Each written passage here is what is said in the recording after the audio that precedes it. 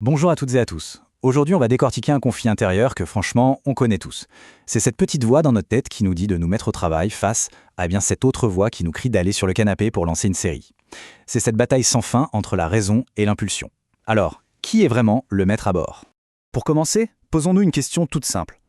Comment ça se fait que c'est si facile de se perdre des heures dans un jeu vidéo, alors que faire, disons, 20 minutes de sport, ça demande un effort quasi surhumain? Qu'est-ce qui rend l'excitation si puissante face à la discipline? C'est quand même curieux, non? En fait, ce n'est pas juste une question de volonté, loin de là. La source qu'on analyse aujourd'hui, elle suggère que ce dilemme en dit long, très long même, sur notre nature profonde, sur ce qui nous anime vraiment en tant qu'être humain. Parce qu'au fond, ce n'est pas juste un choix entre une activité et une autre, non. C'est le reflet d'un véritable combat qui se joue à l'intérieur de nous. Une sorte de lutte de pouvoir entre deux facettes de notre personnalité. Alors quelles sont-elles, ces deux forces qui s'affrontent en permanence? Le texte en identifie deux, très clairement. Imaginez deux capitaines qui se disputent la barre de notre navire intérieur. La première, c'est ce que notre source appelle l'impulsion vitale. C'est un peu notre moteur, notre carburant. C'est cette part de nous qui adore l'aventure, qui cherche l'adrénaline, le frisson de la compétition et bien sûr le goût de la victoire. C'est l'énergie pure. Et de l'autre côté du ring, on a la raison.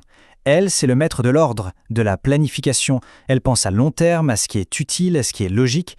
C'est la voix qui nous rappelle qu'il faudrait peut-être manger des légumes et aller à la salle de sport de temps en temps. Là, on le voit bien, c'est un vrai choc des titans. D'un côté, la passion, le chaos créatif, l'imprévisible. De l'autre, l'ordre, la discipline, la feuille de route bien carrée. C'est vraiment l'élan du cœur contre la maîtrise de l'esprit. Alors, qui devrait tenir les rênes au final ?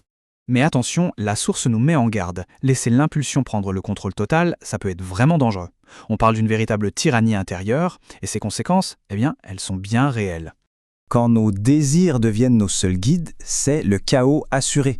La vie part dans tous les sens, on tombe dans les excès, notre santé finit par en pâtir, et au bout du compte, on devient l'esclave de nos propres envies. Et la maîtrise de soi, on peut lui dire adieu. Pour illustrer ça, la source nous donne un exemple frappant. L'histoire d'un homme politique complètement épuisé et surtout totalement incapable de se contrôler.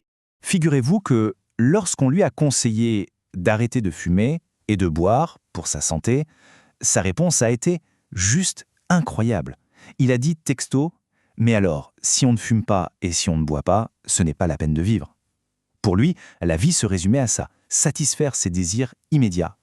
Notre source utilise un mot très fort pour décrire ça, une perversion. Ce n'est plus l'instinct de vie sain et naturel, c'est une version déformée, presque une maladie, typiquement humaine, où nos propres pensées viennent tordre nos instincts les plus fondamentaux. Et là, la source nous propose une comparaison assez étonnante. Elle oppose cette perversion humaine à la sagesse instinctive des animaux. Et pour ça, on a une autre histoire. Regardons d'un peu plus près cette différence. Chez l'animal, l'instinct, c'est un guide fiable pour la survie. Chez l'humain, ce même instinct peut se déformer et nous pousser à des comportements autodestructeurs.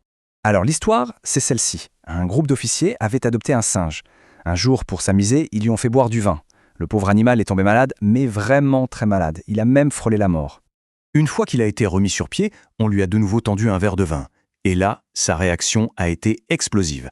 Pas du tout de désir, non, mais une colère noire. Il a attrapé le verre et l'a balancé à la figure de celui qui le lui tendait.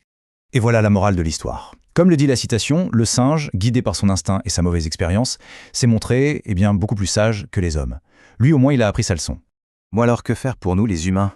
La source propose une voie à suivre, un chemin qui nous est propre et qui nous permet en quelque sorte de nous élever.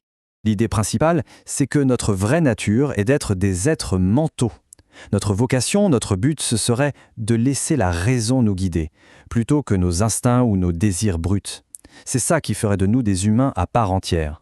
Le chemin vers cette fameuse maîtrise de soi se ferait donc en 3 étapes. 1. Accepter que la raison doit être le chef d'orchestre.